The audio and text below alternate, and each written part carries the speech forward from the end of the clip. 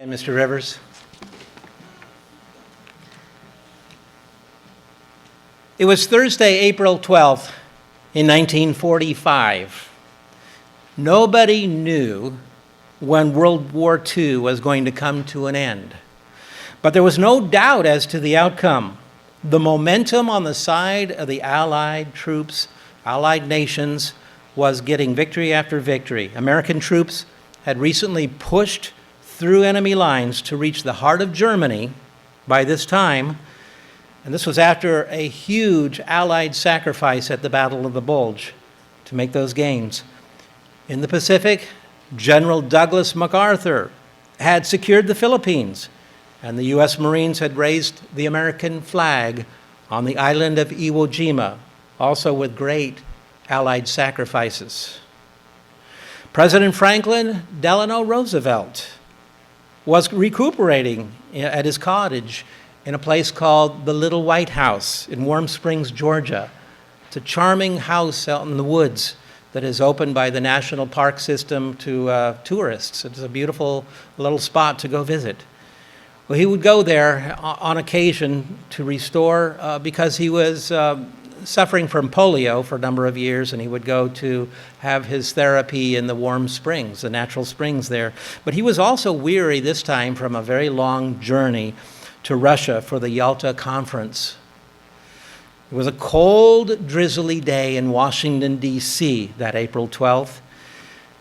It was just after 5 p.m. in the evening when Vice President Harry S. Truman got a serious phone call that sent him running from the Capitol building over to the White House.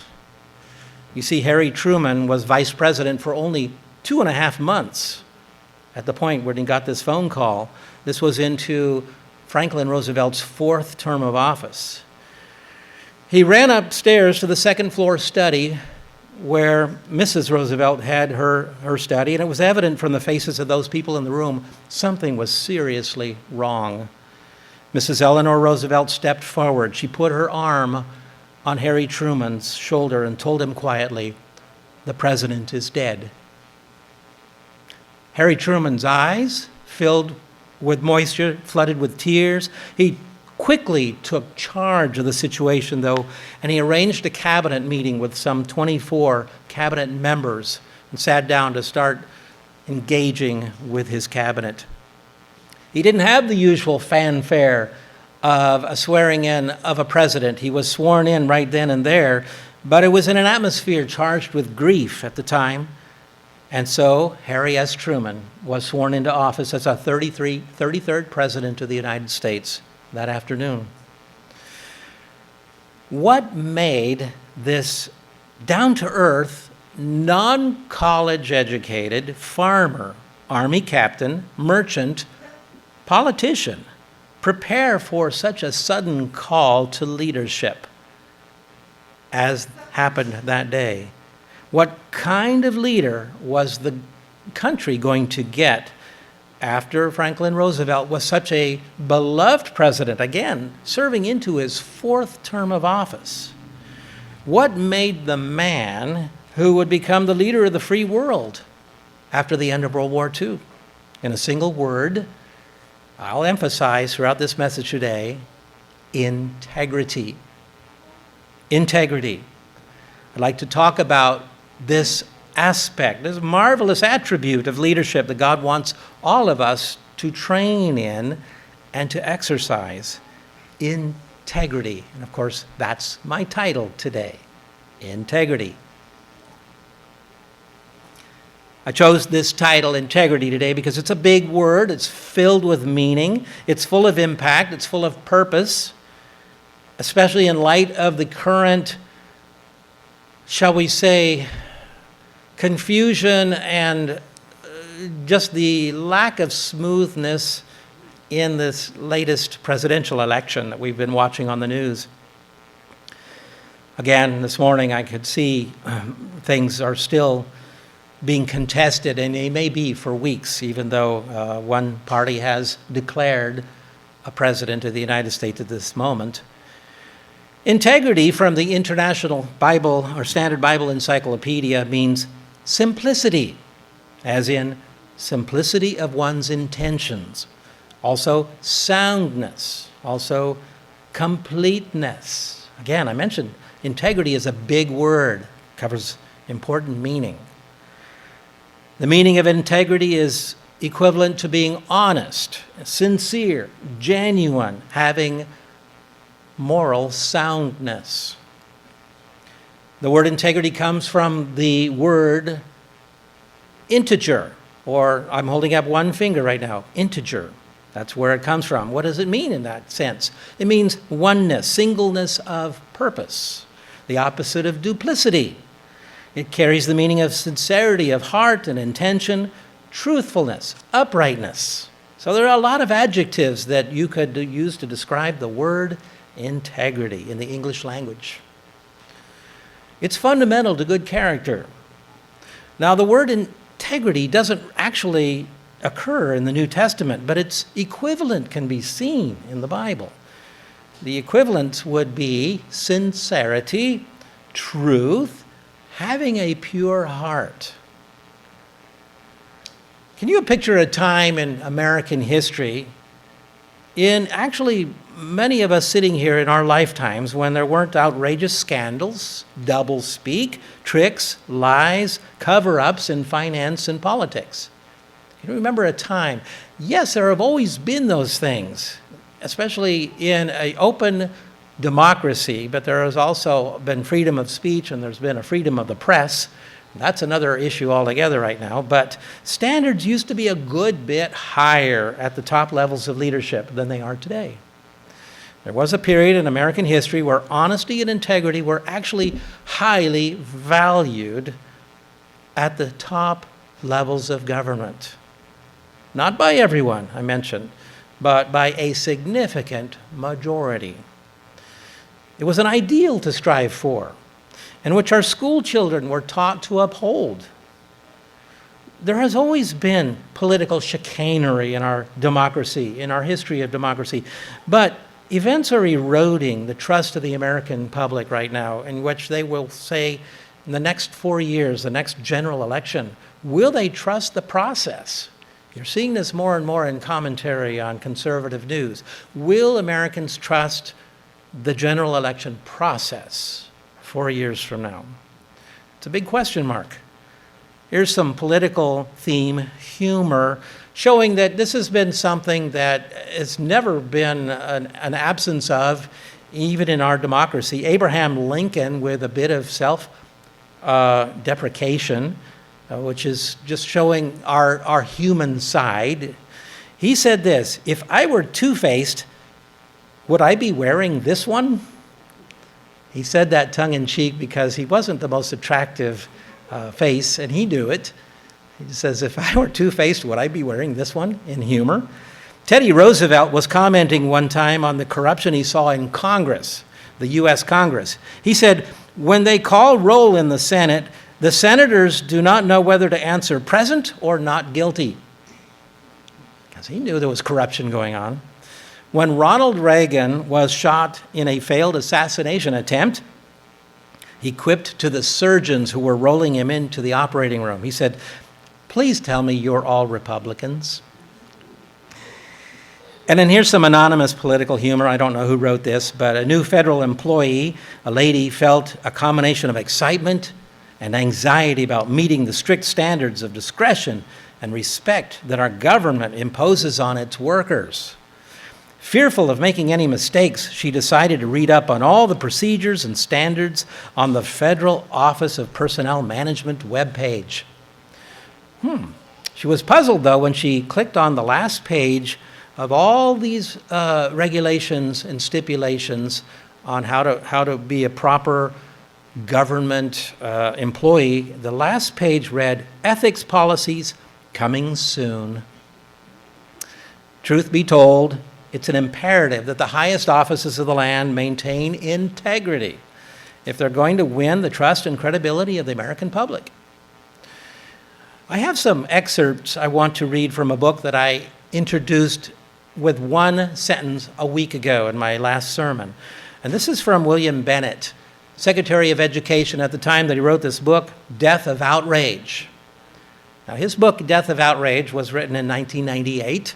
It was during the Clinton administration, and he had a lot to say. I'll pick up on a few passages out of his book.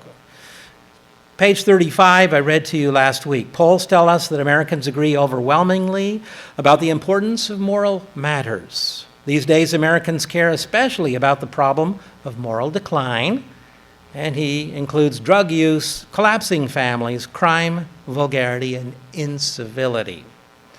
Here are a few more quotes from this book. And he was taking a strong position that the American president, commander-in-chief, sets the moral tone for the nation. And he reminds us that there are inevitable consequences for breaking moral principles. Page 38 of his book, he says, and I quote, "The idea that the president should be a man of good character remained strong for many years in the early American Republic." Like Harry S. Truman, who I'll profile a little bit more later in my message, our first president, George Washington, also set a very strong pattern of integrity for not only our nation, but other nations around the world to emulate and to follow. Bio.com is a website that has short cameo biographies on a number of American leaders. And I picked this up on George Washington, a short paragraph here. Bio.com says, quote, "George Washington proved to be an able administrator. He surrounded himself with some of the most capable people in the country. He delegated authority wisely and consulted regularly with his cabinet, listening to their advice before making decisions. Washington established broad-ranging presidential authority, but he always did it with the highest integrity, exercising power with restraint and honesty. In doing so, he set a standard rarely met by his successors, but one that established an ideal by which all American presidents are judged." Interesting that the administration of George Washington set a standard by which other presidents are judged. Now, there are other presidents, too, that come to mind that often get looked at as particular examples in their field, maybe Abraham Lincoln, maybe Ronald Reagan, among others. But this one quote from George Washington himself speaks to this biography. George Washington said, "I hope I shall possess firmness and virtue enough to maintain what I consider the most enviable of all titles, the character of an honest man." He looked forward to that being either his epitaph or a legacy that he would leave behind, that he would be remembered as an honest man. And he thought about that, the most enviable of all titles. So what changed in a generation or two? Well, back to William Bennett in his book, Death of Outrage, I quote, "By the end of the 19th century and through the 20th century, our concept of political leadership began to shift. Management skills began to take priority over character. The idea was that a new and more progressive science of government would make reliance on good men unnecessary. This disjunction, or this dysfunction, if you will, continued to take root through the following decades to the point where many people today treat private and public character as completely separate and unrelated categories. Private and public character has been looked at in recent decades as separate matters. What you do in your private life is one thing. What you do in your public career is another thing if you're in public office. Now, there are terms for this idea that society can separate out private and public character, whereas in reality they are one and the same. But one of these terms is relativism, which is no real absolutes as far as God's law is concerned. Another one is living in a post-Christian era, a post-Christian era. Well, now that term began to be developed as early as the 1960s. I only remember hearing about it in the 1980s. What does it mean to be post-Christian? Well, Wikipedia has this to say: a post-Christian world is one in which Christianity is no longer the dominant civil religion, but that has gradually assumed values, culture, and worldviews that are not necessarily Christian values. It includes personal worldviews, ideologies, religious movements, or societies that are no longer rooted in the language and assumptions of Christianity. Now, it's kind of bland. I would like to see Wikipedia update that last part as no longer rooted in godly values and God's laws. I would love to see that. Now, I remember in the 50s, 60s, and 70s, personally, Christian values weren't contested. It was just a standard we grew up with. And I was in school in those years of the 60s and 70s. It was the backbone of this country. My college years, my personal pursuit in leadership skills was not, I really need to recapture Christian values, although that was our motto at Ambassador College. It was, how do I learn to speak in front of a group of people? Public speaking was my biggest fear of all. It really was. Bigger than going to the dentist for a root canal. Honestly, seriously. I would much rather have done that. I probably mentioned that to you once before. So anyway, nowadays it's a different story. Looking for Christian values in this nation is getting hard to grasp with each generation. At present, 13% of teens describe themselves as atheist in this country. This number is double the population as a whole, 6% for the population as a whole. Over a third, 37% of what they call Generation Z. What's Generation Z? That's those in the 8 to 23-year-old age group. 8 to 23-year-olds. 37% of them, and they make up 60 million people in this country. 37% of them believe it's not even possible to be sure that God exists. That's one thing. Now, 32% of the American public, adult public feels that way, but teenagers who believe that it's possible to know God exists are less likely to say that they're convinced it's true. The general message is that for most teens, Bible truths seem unknowable. Their lack of confidence is on pace with the broader culture's all-out embrace of relativism. What is that? Again, that there is no absolute truth in the world. What's truth for you is maybe not truth for me or the next person. Relativism. This comes from World Religion News. The title of the article, Z, the Post-Christian Generation, June of 2019. There are two more quotes from William Bennett's book. Page 40, moral authority is when a president deals with the issues that affect people's families, when he deals with the educating of their children, when he deals with jobs, when he deals with the economy. But there is much more to moral authority than that.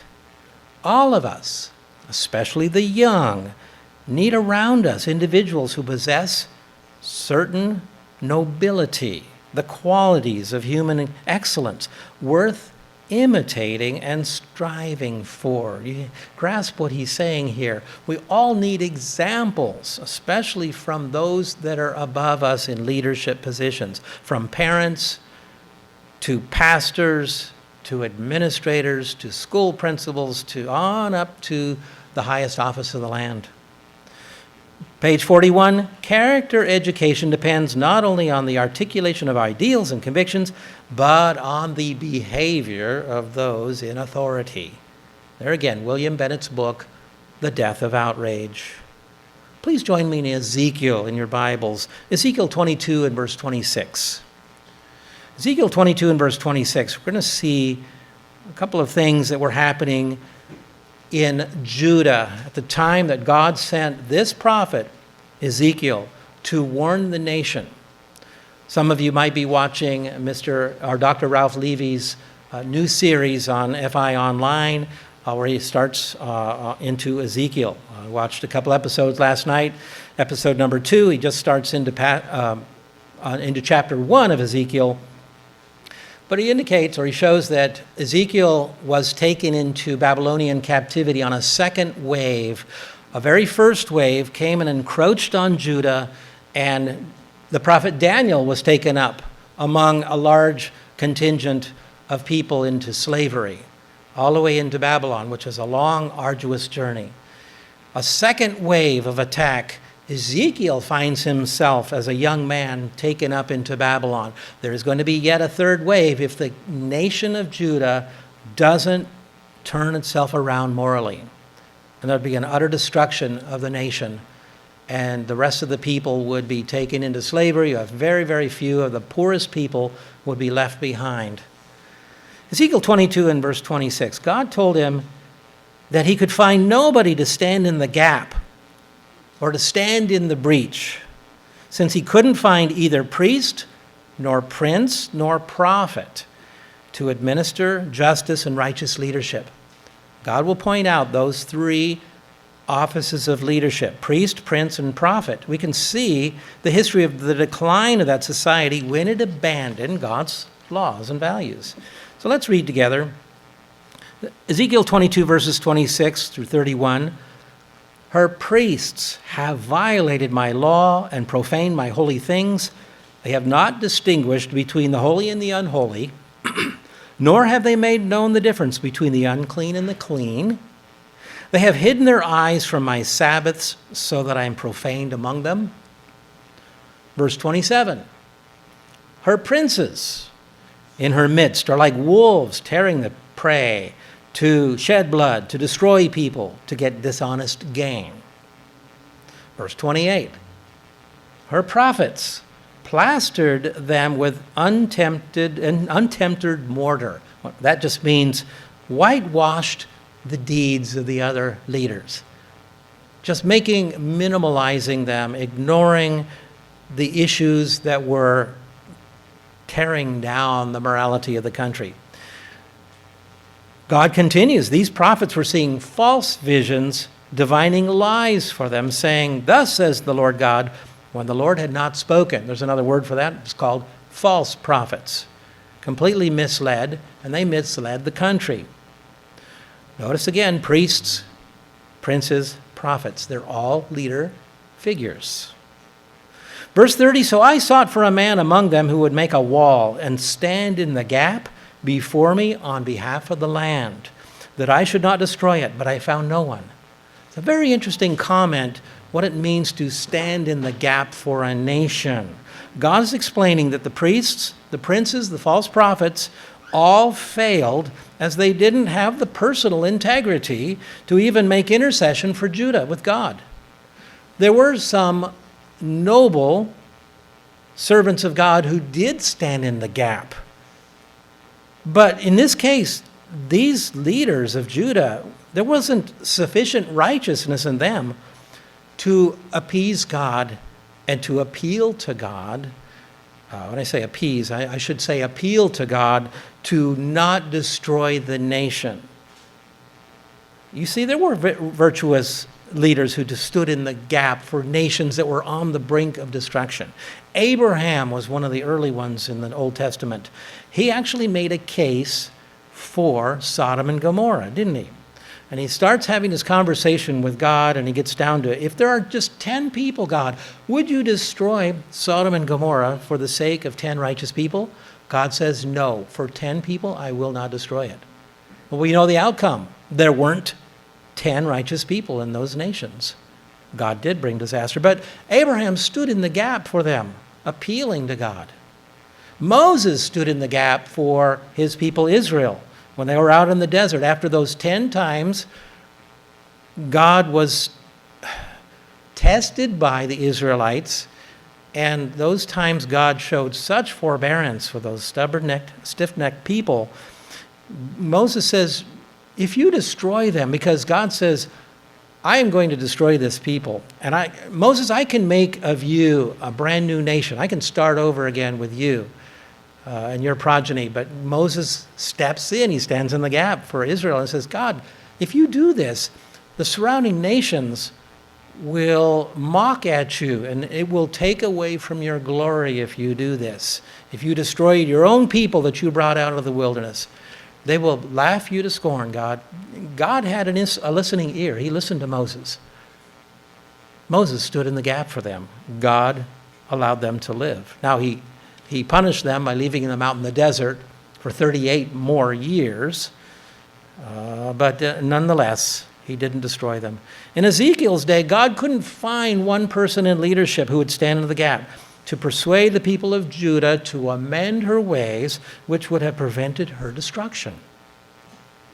Verse 31, Ezekiel 22, verse 31, therefore I poured out my indignation on them. I've consumed them with the fire of my wrath. I have recompensed their deeds on their own heads, says the Lord God. You see, Ezekiel was in that transitory period between starting to warn his nation, and then he goes into slavery. He continues to have these 13 revelations from God, these visions, and continues to warn them, even though two-thirds, let's say, or part of them were already in Babylonian slavery, but the nation was still intact, and there were still people in Judah that needed to hear this message.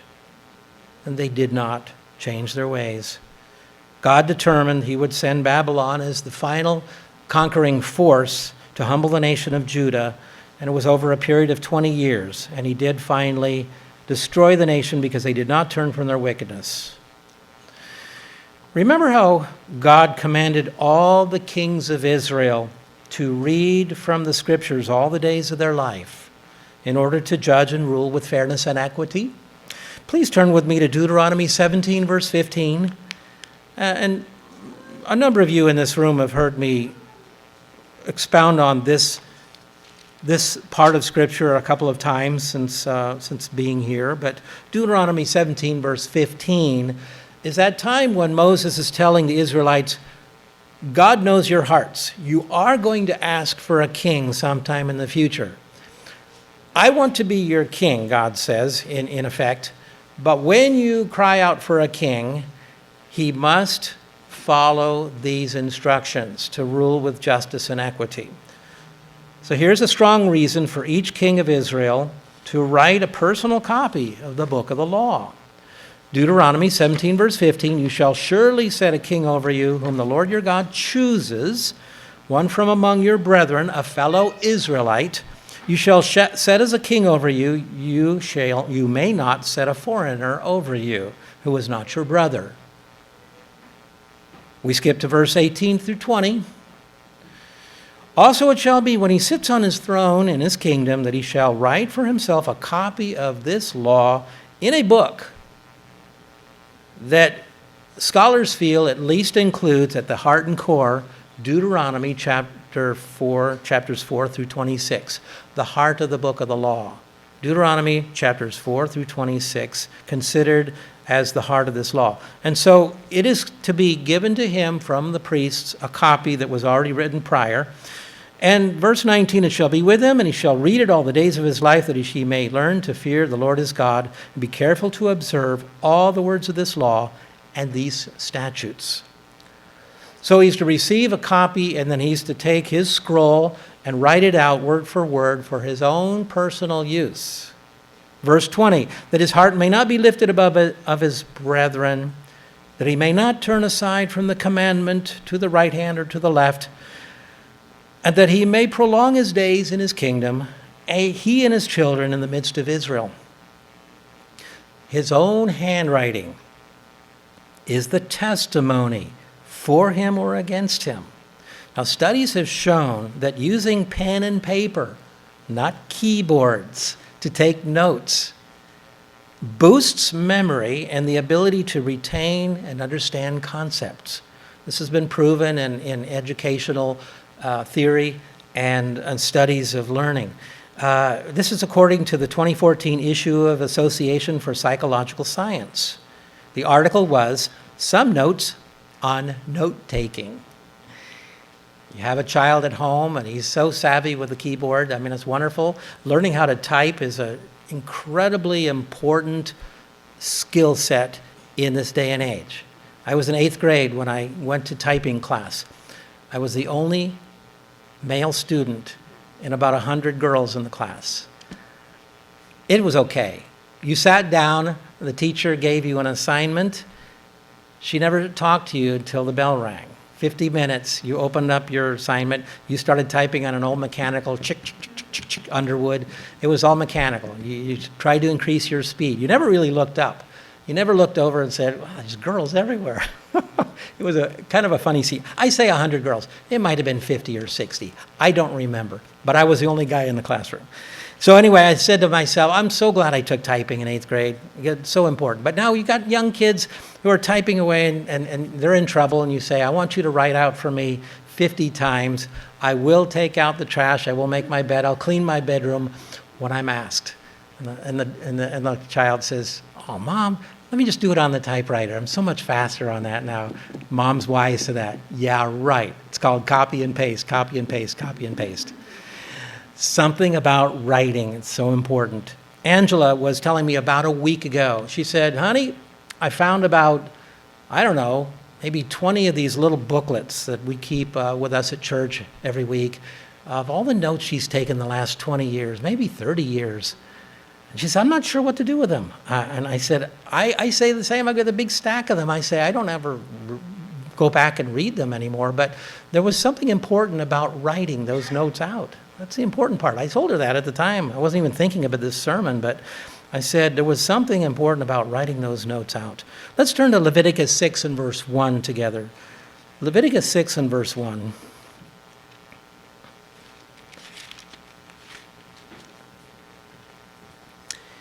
Here we can see a short list of issues of broken integrity and the civil penalty in ancient Israel. Leviticus 6 and verse 1, these are some of the laws that are so basic to a successful society where people and property was respected and dignity of every single individual was upkept when they followed God's law. And the Lord spoke to Moses saying, verse 2, if a person sins and commits a trespass against the Lord by lying to his neighbor about what was delivered to him for safekeeping, or about a pledge, or about a robbery, or if he has extorted from his neighbor, or if he has found what was lost and lies concerning it, and he swears falsely, in any one of these things that a man may do in which he sins, verse 4, then it shall be, because he has sinned and is guilty, that he shall restore what he has stolen, or the thing which he has extorted, or what was delivered to him in safekeeping, or the lost thing which he found, or all about which he has sworn falsely, he shall restore its full value, and add 1/5 more to it, 20% more, and give it to whomever it belongs on the day of his trespass offering.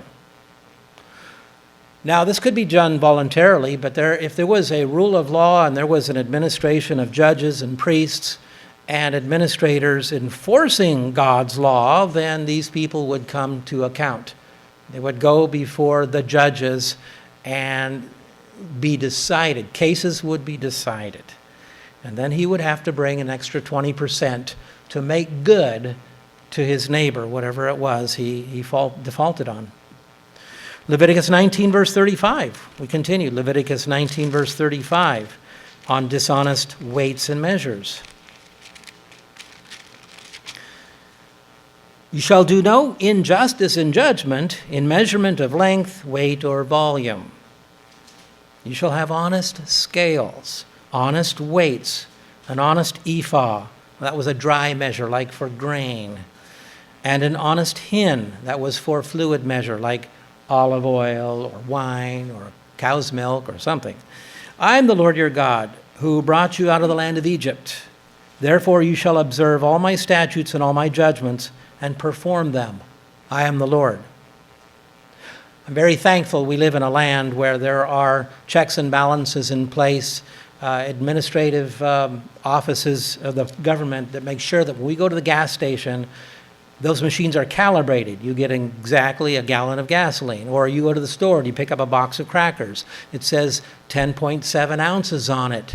net weight, and that means that's the contents. And I'm very thankful we can see that without having to go to an open market where somebody's got these scales and they're going to put their thumb on a scale and weigh this out, and you don't know. You just don't know. And that was what ancient society was like if they didn't follow God's law. Here's a George Barna quote. George Barna, as we know, has been an American analyst for Christian values for a number of years now. He did a survey on integrity in 2005. Barna suggested that leaders today who operate from a general conviction about moral standards and behavior have a window of opportunity, as he says, to exploit, an opportunity to exploit if they have moral values. Continuing the quote, "Our research shows that there are few true heroes in our society anymore. People cannot name individuals who provide our nation with compelling moral leadership." So there's a growing public hunger for leadership that transcends personal gain, economic progress, or political advantage. It's rare. It's rare to see somebody with the nobility to want to be a public servant in the true sense of the word, public servant. Americans want leaders who reflect distinguished character and are devoted to a vision of a culture that transcends rampant selfishness and total disrespect. End quote. That was from Barna's research. Another quote from Barna, "Millions of people are yearning for leaders who will rebuild our society based on compassion, decency, authenticity, and character. Millions are fatigued from the endless posturing, positioning, and games played by leaders.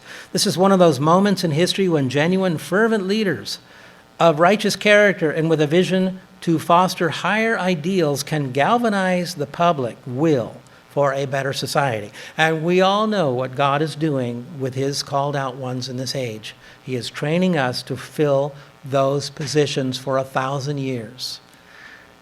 The next level of leadership for 1,000 years. The big question is whether those who are capable of providing moral leadership are willing to pay the personal price to redirect the heart of the nation. That survey was 15 years ago. What does he mean by that? He means making personal sacrifice for the good of the nation. Our society, and I might add the entire world, is desperately longing for righteous leadership, integrity. And the Bible has so much to say about this, so much to say. In the book of Proverbs, there's some basics from the book of the law and other scriptures. Since we're in training for leadership, I will turn to several. You may join me if you like. Proverbs 11 and verse 1 is one of these. Proverbs 11 and verse 1. And the Proverbs are filled with wisdom on things like integrity.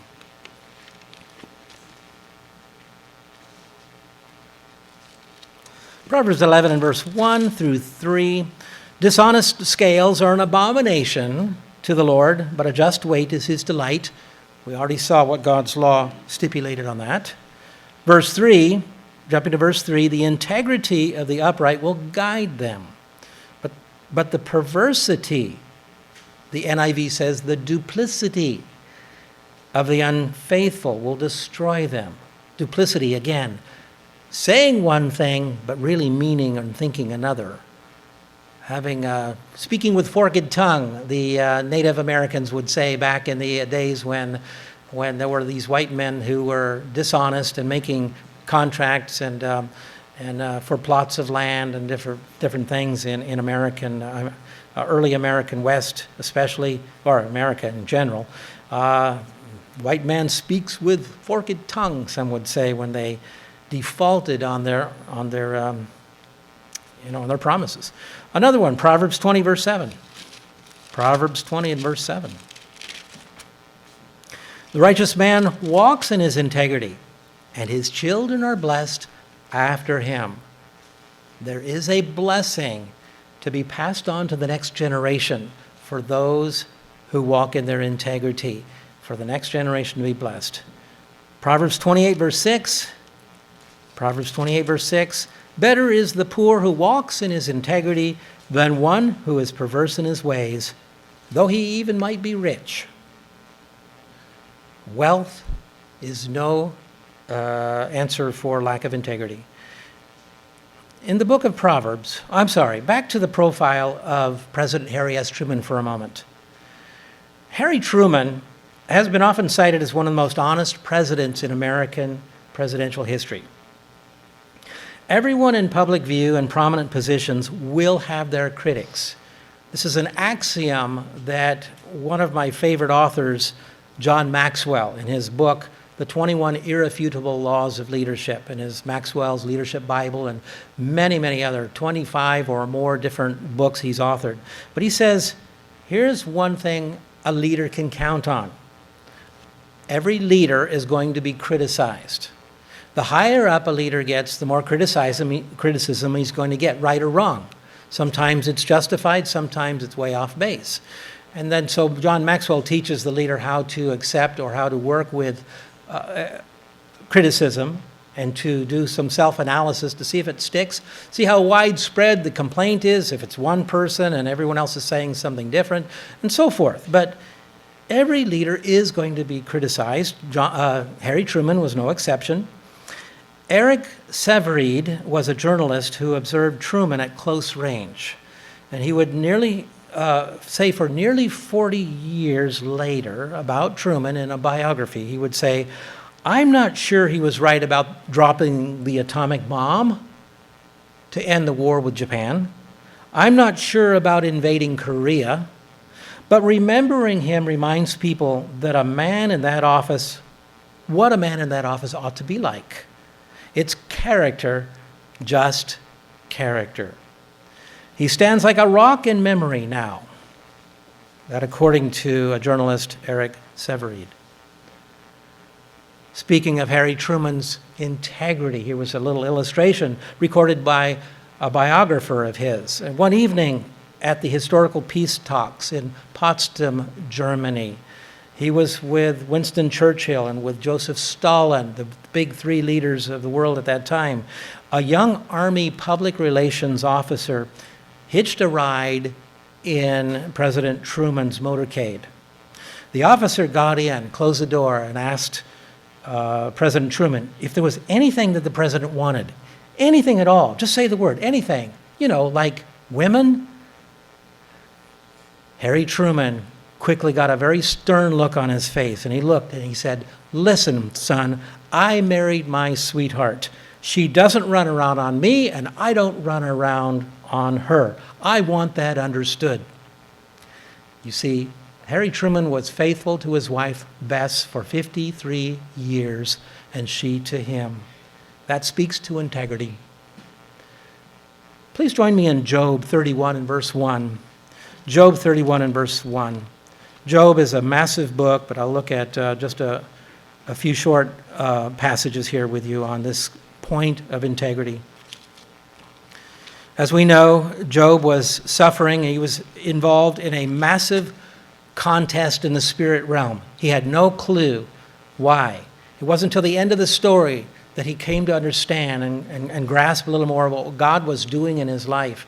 And it would be a story for all of humankind for many, many, many generations still in the future. So Job is suffering, and Satan is allowed to bring all this punishment.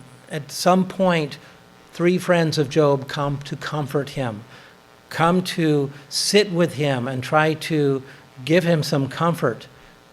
But we know what happens in the story. They start accusing him and saying, Job, you must have done something evil to get this kind of wrath from God, this kind of punishment.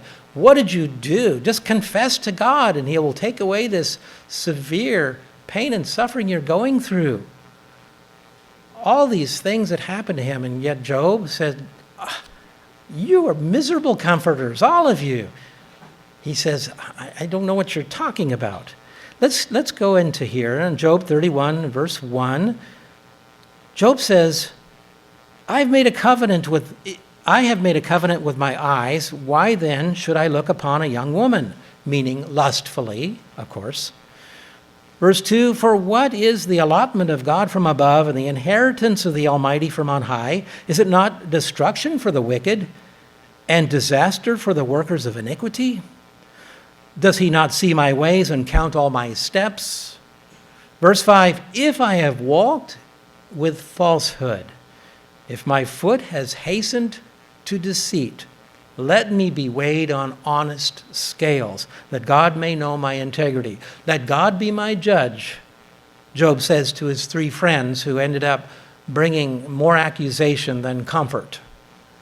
The rest of chapter 31 continues with Job declaring that if he sinned in any number of ways, he would have broken his resolve that he had made, and it would be God's right to discipline him.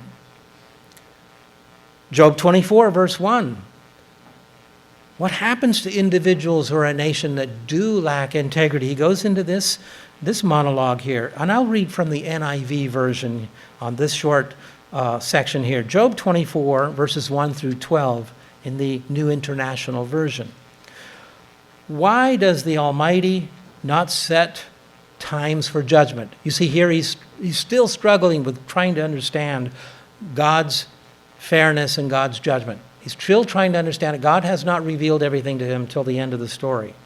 But he continues, he says, why must those who know God look in vain for such days, for God to intervene, to bring justice? Verse 2, men move boundary stones. They pasture flocks they have stolen. Let me pause here. Scholars think that Job lived somewhere between Abraham and Moses, somewhere in that span of history. He was from the land of Uz, was a heathen territory. He could have lived more than 200 years. By adding different bits and pieces of the story, you can see that he, after his whole family, except for his wife, were killed, and he sires 10 more children later, and he sees multiple generations of his family. So at least 200 years. He has seen a lot in his years on the earth. He has seen the injustices done to human beings. Let me continue. Verse 3, they drive away the orphan's donkey and they take the widow's ox on pledge. They thrust the needy from the path and they force all the poor of the land into hiding. Like wild donkeys in the desert, the poor go about their labor of foraging food. The wasteland provides food for their children. Verse 6, they gather fodder in the fields and glean in the vineyards of the wicked. Lacking clothes, they spend the night naked. They have nothing to cover themselves with in the cold. They're drenched by mountain rains, and they hug the rocks for lack of shelter. The fatherless child is snatched from the breast. The infant of the poor is seized for a debt. Lacking clothes, they go about naked. They carry the sheaves, but they still go hungry. Again, he speaks to what he has seen in his lifetime as unfairness and injustice. And he says, why does God take so long to intervene, to bring about justice? And other prophets ask the same question, but he will come to his own peaceful conclusion here. Verse 11, he still talks about the injustice here. They crush olives among the terraces. They tread the wine presses, yet they suffer thirst. The groans of the dying rise from the city, and the souls of the wounded cry out for help. But God charges nobody with the wrongdoing. So he wonders, why, God? How long, God? How long? Skip to verse 22. Job does answer his own question. Job 24, verse 22, NIV again. But God drags away the mighty by his power. Though they become established, they have no assurance of life. He may let them rest in a feeling of security, but his eyes are on their ways. For a little while they are exalted, and then they're gone. They're brought low and gathered up like all others. They're cut off like heads of grain. The wicked, too, will not live forever. And God is watching, he's observing, he's taking account. Verse 25, if this is not so, who can prove me false and reduce my words to nothing? And again, what about our lives? Can we cheat on the conduct we have on God's Sabbaths? Well, sure, we can. Can we cheat on our taxes? Well, certainly, that's possible. Can we cheat on our tithes? That's possible. Can we cheat on tests and exams? That's possible. Can we cheat on our mates? Even if it's a mental cheating through lust. Can we cheat on time we put in at work? These are all tests of character, aren't they? They're tests of integrity for all of us. A lot of times when nobody else is watching except God. In Titus 2 and verse 6, I won't turn. Titus 2 and verse 6, Paul says in a letter to Titus, his young charge and elder, likewise exhort the young men to be sober-minded, in all things showing yourself, Titus, to be a pattern of good works, in doctrine, showing integrity in doctrine, speaking with finally dividing the word of truth, carefully examining. And we're living in a time when there's more and more confusion. I was doing a personal correspondence response this past week. Every week I do a number of them, and I'm on a team of about 18 other fellows that do the same. And it's wonderful because you're engaging with people all across the world. A lot of questions come from the United States. A lot of them come from Africa, from Latin America. And some are very simple, some are more complex. Some are very heart-wrenching when you see some of the sad things that people are struggling with in their lives, and you try to give them encouragement. One was a very simple and benign question about what can we learn about the fossil record of people that died before Noah's flood, the flood in Noah's day. Well, it was like, okay, we have some articles on timing of Noah's flood and the archaeological records and the geological record and such. And so I pointed him to some of our Life, Hope, and Truth articles. But going on the internet just for a moment, I saw something that I said, wow, this is, the Apostle Peter talked about this. The Apostle Peter said when the ancient flood, the deluge in Noah's day came and went, the generations would forget and they would deny it ever happened. They soon forget that, as Peter says, there was this deluge, I'm paraphrasing, but then the people will deny it. And sure enough, there's a long list on the internet of people who are trying to come up with their scientific reasoning how the flood never happened, or it was a very local flood, or it was not something that the Bible can, there's enough evidence in the Bible to prove it. And so you see this happening. You see the falsehoods, you see the vigorous efforts to disprove God's truth in the Bible going on, and it will increase, we know that. And so this is all about what I'm talking about here in doctrine, showing integrity, reverence, incorruptibility. What's that mean? That means not being able to be bribed. The phrase, every man has his price, is a very worldly phrase. God's noble servants are those that cannot be bought at any price. Bribery. As it says in Deuteronomy, bribery blinds the eyes of the righteous or the wise and twists the words of the righteous. Luke 16 and verse 10, Jesus Christ makes an appeal for integrity. Luke 16 and verse 10.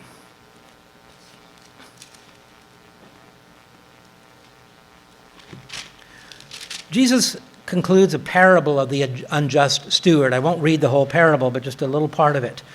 What happened to this unjust steward? Well, he was accused of mismanaging the accounts and the resources of his employer. The man knew he was going to be fired. He was already told. But before he was to walk, he went out to his employer's creditors and started working out deals with them to cut down dramatically what they owed. What was he trying to do? He was trying to curry favor with them so that when he was out of a job, somebody would help him out. He was trying to win some favor among the creditors of his boss. Verses 1 and 2, there was a certain rich man who had a steward, and an accusation was brought against him for wasting his goods. So he, the rich employer, called the steward and said, "What is this that I hear about you? Give an account of your stewardship, for you can no longer be steward." You're fired, he's saying. Verse 3 to 7, we say he tries to make quick friendship out of those people that still owed his employer money. Verse 8, Jesus gives an observation strictly from a worldly approach now. He says, "For the sons of this world are more shrewd than their generation, in their generation, than the sons of light." Let me say that again. For the sons of this world, carnal people, are more shrewd in their generation than the sons of light. Jesus Christ does not condone the maneuvering of this steward who was actually stealing from the employer. What Jesus is doing, though, is showing that the people in the world will spend more energy, more resources, more time, more focus, and more zeal on monetary things and employment matters than God's people often spend in helping further the light of the truth and the preaching of the gospel. This is what he's saying. Barnes Notes commentary says, people in the world show more skill, study, and more plans. They're more active and industrious. They contrive more ways to provide for themselves than the children of light do to promote the interests of God's truth. The word shrewd, it's from the Greek word phrominos. Phrominos means more prudent, more thoughtful, more cautious, more anxious, more circumspect, more wary of their business purposes. So again, Jesus is not condoning the dishonest steward in the parable.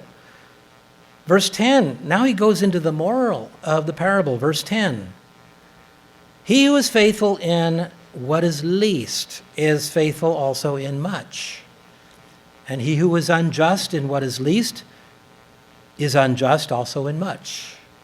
Therefore, if you have not been faithful in the unrighteous mammon, the money matters of this world, who will commit to your trust the true riches? And if you have not been faithful in what is another man's, who belongs to another person that you've been given charge of, who is going to give you something of your own? What are the true riches? Of course, that's the eternal riches. The axiom is, he who is going to cheat and defraud in little things in this life will certainly do so in much larger matters if they were given to the person. Then verses 13 through 15, Jesus places a different focus of the parable toward those who were lovers of money rather than placing God first in their lives. Now there's an axiom that I believe is attributable to Ellen G. White. And she says, no man can be true to principle without exciting opposition. I mentioned earlier that, as John Maxwell says in his 21 Irrefutable Laws of Leadership book, he says, every leader is going to get criticized. Now, if you're a godly person, you'll get criticized for being godly and faithful. No man can be true to principle without exciting opposition, but there's a flip side of that coin. It's very interesting. True inner peace can never be secured by compromising principle. True inner peace can never be secured by compromising on principle. This is interesting because that shows there's internal turmoil if we know to do right and we do not do it in our lives. Please turn to 1 Peter 2 and verse 12.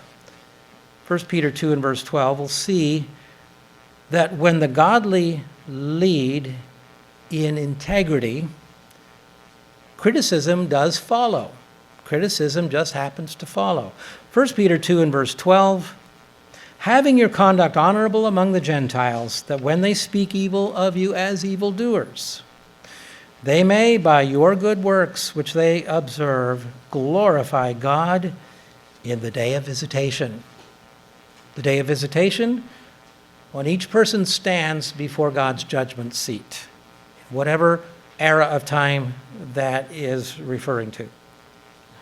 Peter is saying the wicked despise the deeds of the righteous, and the righteous despise the deeds of the wicked. In the end, who comes out on top? Who wins the eternal prize? Well, the righteous, obviously. Verse 13, therefore, Peter says, submit yourselves to every ordinance of man for the Lord's sake, whether to the king as supreme, or to governors, as to those who are sent by him for the punishment of evildoers, and for the praise of those who do good.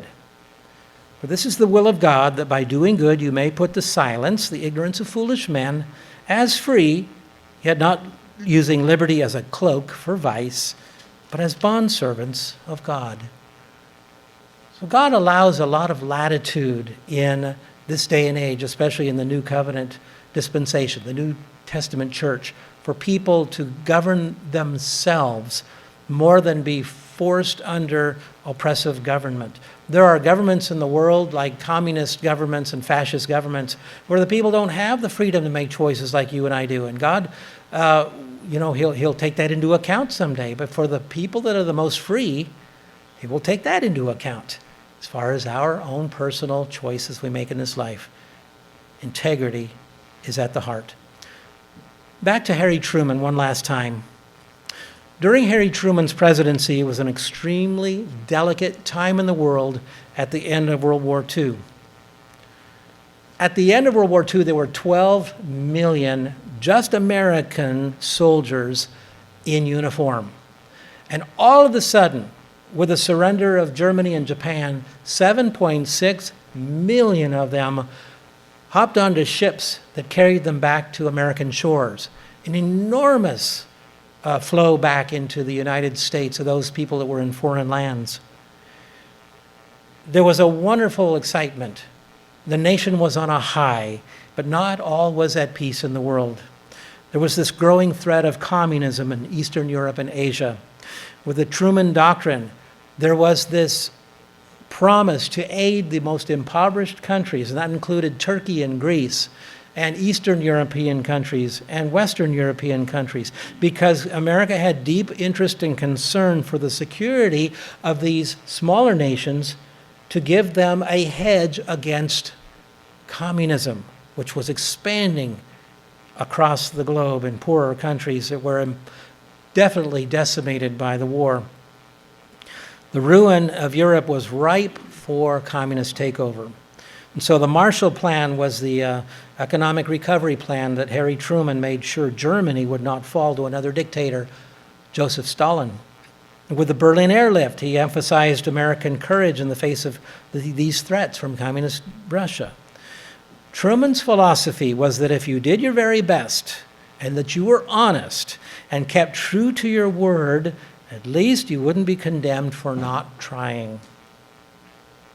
Finally, let's look at 3 verses with some promise for having and exercising integrity as I close. The first one is in Psalm 15 and verse 1. Psalm 15 and verse 1.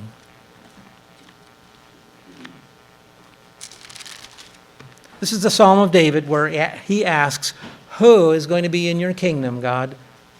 And the way he asks it is poetic. Psalm 15, verses 1 through 4. Lord eternal, who may dwell in your sanctuary? Who may live on your holy hill? The answer is in verse 2. God answers, he who walks uprightly and who works righteousness, who speaks the truth in his heart, he who does not backbite with his tongue, nor does evil to his neighbor, nor does he take up a reproach against his friend, in whose eyes a vile person is despised, but he who honors those who fear the Lord. He who swears to his own hurt and does not change. The NIV puts it this way, he who keeps his oath even at times when it hurts. Verse 5, he who does not put out his money as at usury, in other words, charge interest of his fellow Israelites, nor does he take a bribe against the innocent. He who does these things shall never be moved. In a word, this is a person of integrity who will inherit the kingdom of God. In conclusion, this son of rural America, Harry S. Truman, 33rd President of the United States, had to assume command of the most powerful nation and a powerful industrialized nation on earth at the very moment when power and the combination of incredible scientific and technological advances were taking place, and military might was unparalleled in this nation at the end of World War II. Historians say that the responsibility he bore were like those of no other president before him, and he more than met the test. Harry Truman famously kept a sign at the very tip of his desk. Remember what that sign said? It was very famous in photographs. The little sign on a little plaque it said the buck stops here. And what that meant in his philosophy was he needed to learn everything he could about the operations and machinations of what's going on in the nation and the world, politically, financially, economically, whatever it was. And then he says, once he knew these things, the accountability landed on him if things went wrong. The buck stops here. He took the accountability for decisions that he would make. Turning finally to Revelation 14 and verse 4. Revelation 14 and verse 4. It speaks of the first fruits to God and the Lamb. These are the ones who were not defiled by women. Women in the Bible has to do with religious organizations. It's talking about false religions here. For they are virgins. Godly people are virgins when it comes to the false religious system, especially at the end of the age. These are the ones who follow the Lamb wherever he goes. These were redeemed from among men, being first fruits to God and to the Lamb. And in their mouths was found no deceit, for they're without fault before the throne of God. And then verse 12 is a warning not to accept the mark of the beast at that time, future. Verse 12, here is the patience of the saints. Here are those who keep the commandments of God and the faith of Jesus Christ. You see, God expects of us to hold to integrity in thought and word and deed in preparation for 1,000 years when God is going to assign and appoint the leaders for tomorrow's world. They're not going to be selected by the same process we see in today's world. God is constantly testing our hearts and evaluating the words we speak, the actions we take, what's in our hearts. In a word, from the quote of George Washington that I read earlier, it would be a notable thing for each of us to be referred to and remembered in history the same way. When George Washington said, I hope I shall possess firmness and virtue enough to maintain what I consider the most enviable of all titles, the character of an honest man.